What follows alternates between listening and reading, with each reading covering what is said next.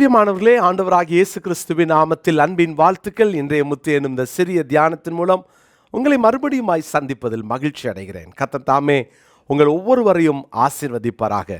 அருமையான தேவனுடைய பிள்ளைகளே, கலாத்தியர் 4ஆம் அதிகாரம் 28ஆம் வசனத்தை மறுபடியுமாய் வாசிக்கிறேன். சகோதரரே, நாம் ஈசாக்கை போல வாக்குத்தத்தத்து பிள்ளைகளாய் இருக்கிறோம். கிறிஸ்து இயேசுவுக்குள்ளாய் தேவன் நமக்கு தந்த எல்லா வாக்குத்தத்தங்களும் நமக்கு நிறைவேறும்.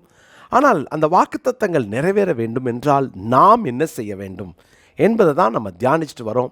நேற்று தினத்தில் சொன்னேன், அவருடைய வாக்குத்தத்தங்கள் எல்லாம் நிறைவேற வேண்டும் என்றால் அதற்கு முன்பு அவருடைய வசனத்தால் நாம் புடமிடப்பட வேண்டும். அவருடைய வார்த்தை நம்மை சுத்திகரித்து தேவையில்லாத அழுக்குகளை எல்லாம் நம்மை விட்டு அகற்ற வேண்டும். அதற்கு நாம் விட்டு கொடுக்கணும். அதற்கு அதிகமாக வசனத்தை படிக்கணும். அப்போ தான் நமக்குள்ளே இருக்கிற அழுக்குகள் வெளியே போகும். கர்த்தர் அப்படிப்பட்ட கிருபைகளை நமக்கு தந்தருள்வாராக.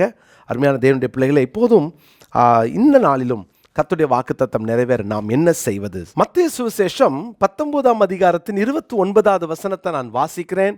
அங்கு வாக்குத்தத்தங்கள் நாம் பெற வேண்டும் என்றால், சுதந்தரிக்க வேண்டும் என்றால், ஆண்டவராகிய இயேசு கிறிஸ்து ஒரு காரியத்தை சொல்றாரு. என் நாமத்து நிமித்தம் வீட்டையாவது, சகோதரரையாவது, சகோதரிகளையாவது, தகப்பனையாவது, தாயையாவது, மனைவியாவது, பிள்ளைகளையாவது, நிலங்களையாவது விட்டவன் எவனோ அவன் 100 அடைந்து நித்திய ஜீவனையும் சுதந்தரித்து கொள்வான். அவன் 100 ஆசீர்வாதங்களை, இழந்ததையெல்லாம் 100 அவன் பெறுவான். மாத்திரமல்ல, நித்திய ஜீவனையும் பெறுவான். எவ்வளோ பெரிய வாக்குத்தத்தம்! அவன் நமக்கு நித்திய ஜீவனை தருவேன் என்று சொன்ன வாக்குத்தத்தத்தை குறித்து வேதத்தில் வாசிக்கிறோம்.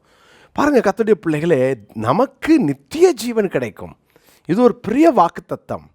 அப்போ இந்த வாக்குத்தத்தம் நம்முடைய வாழ்க்கையில் நிறைவேறணும்னா பாருங்க, இம்மையில் ஆண்டவர் 100 அதை கொடுப்பாராம். அது மாத்திரமல்ல, நித்திய ஜீவனையும் நமக்கு தந்தருள்வாராம்.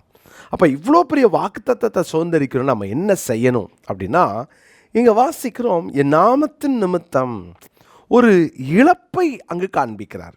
வீட்டை, சகோதரர்களை, சகோதரிகளை, தகப்பனை, தாய, மனைவிய, பிள்ளைய, நிலங்களை இதெல்லாம் விட்டவன் என்று சொல்லுகிறார். இதெல்லாம் விட்டுட்டு, இவங்களெல்லாம் விட்டுட்டு இந்த உறவெல்லாம் தூக்கி போட்டு வந்துடணுமா அப்படின்னா, நமக்கு அவங்க மேலே இருக்கிற அந்த ஈர்ப்புகளும், அவங்க மேலே இருக்கிற அந்த ஒரு சோல்ட்டையும் உடைக்கப்படணும். அநேகருடைய வாழ்க்கையில் இந்த நாட்களில் இந்த ஆத்தும பிணைப்புகளில் சிக்கி பாருங்க, இது ஆண்டவருக்கும் அவர்களுக்கும் இருக்கிற உறவிலே விரிசல் வரக்கூடிய அளவுக்கு இந்த நாட்களிலே பல காரியங்களை நாம் பார்க்கிறோம்.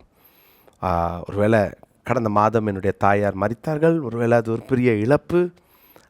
அவங்க உட்கார்ந்த இடம், படுத்திருந்த இடம், இதெல்லாம் பார்க்கும்போது அது கஷ்டமாக இருக்கும். சில நேரம் அது ஒரு எமோஷ்னலாக நமக்கு ஒரு சூழ்நிலையை ஏற்படுத்தும்.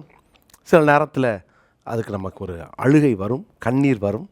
ஆனாலும் ஒரு நாளும், அது தாயாக இருந்தாலும், தகப்பனாக இருந்தாலும், மனைவியாக இருந்தாலும், பிள்ளைகளாக இருந்தாலும், பெற்றோராக இருந்தாலும், உடன்பிறப்பாக இருந்தாலும், ஒரு நாளும் அந்த ஆத்மா அவர்களோடு பிணைக்கப்படக்கூடாது.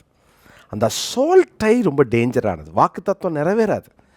வாக்குத்தத்தங்களை நாம் பெற வேண்டும் என்றால் என்னுடைய சோல், என்னுடைய ஆத்ம நேசராம் இயேசுவின் சோலோட கனெக்ட் ஆகிருக்கணும். நிறைய பேர் கர்த்தர் வாக்குத்தத்தம் கொடுத்தார் பிரதர், ஏன் பிரதர் நடக்கலை அப்படின்னு ரொம்ப புலம்புறதை நான் பார்த்துருக்குறேன். கடைசியில் நம்ம என்னெல்லாம் கேட்டாலும் அவங்க எல்லாத்துலேயும் கரெக்டாக இருக்கும். ஆனால் எங்கேயாவது ஒரு சோல்ட்டையில் ஒரு சின்ன விஷயம் அவங்களோட கூட போராடிட்டுருக்கும். உங்களுடைய சோல், உங்கள் ஆத்மா நேசராகிய இயேசுவின் ஆத்மாவோடு கூட இணைக்கப்பட்டு இருப்பதாக. அதனால தான் ஆண்டவர் சொல்கிறாரு, என் நிமித்தம் உன் சோல் என் சோலோட கனெக்ட் ஆனதுனால எனக்காக நீ யாரெல்லாம் எதையெல்லாம் நீ இழந்தாயோ, கர்த்தருடைய பிள்ளைகளை, வாக்குத்தத்தம் நிறைவேறுவதற்கு ரொம்ப முக்கியம். இழக்க வேண்டியதை இழந்தவர்கள் வாக்குத்தத்தங்களை பெறுவாங்க. ஆண்டவர் அதை ரொம்ப எதிர்பார்க்குறார். 2 படகு நிரம்பத்தக்கதான மீன்களை உனக்கு நான் தரணுமா? ஆசீர்வாதம் வேணுமா? நீ என்ன செய், உன் படகு எனக்குத்தா.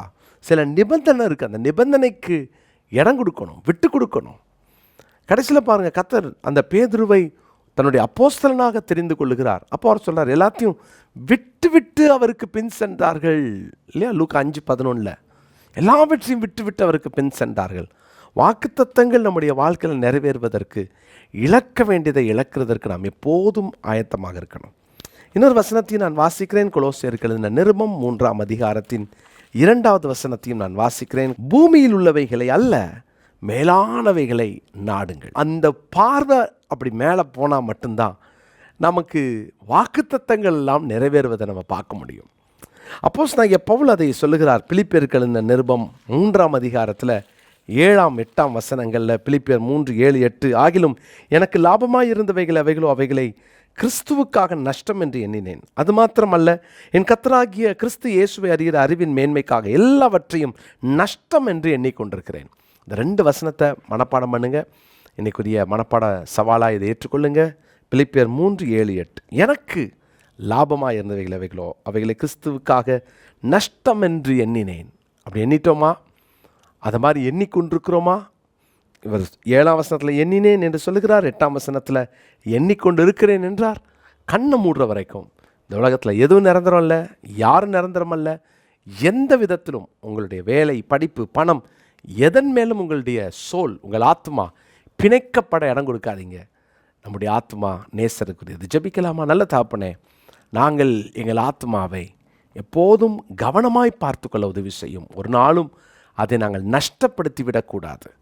எங்கள் ஆத்மா உலகத்தோடு, உலக உறவுகளோடு ஒரு நாளும் பிணைக்கப்படாமல் எங்கள் நேசராகிய உம்மோடு பிணைக்கப்பட்டிருக்க நாங்கள் ஒப்பு கொடுக்கிறோம்.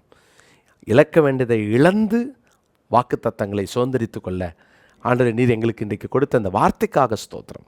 எதையும் எங்கள் வாழ்க்கையில் நாங்கள் ஆண்டவரே உங்கள் இடத்துக்கு நாங்கள் கொண்டு வரக்கூடாது என்ற அந்த கவனத்தோடு வாழ உதவி செய்யும். அர்ப்பணிக்கிறோம். இயேசுவின் நாமத்தில் ஜெபிக்கிறோம் பிதாவே, ஆமென்.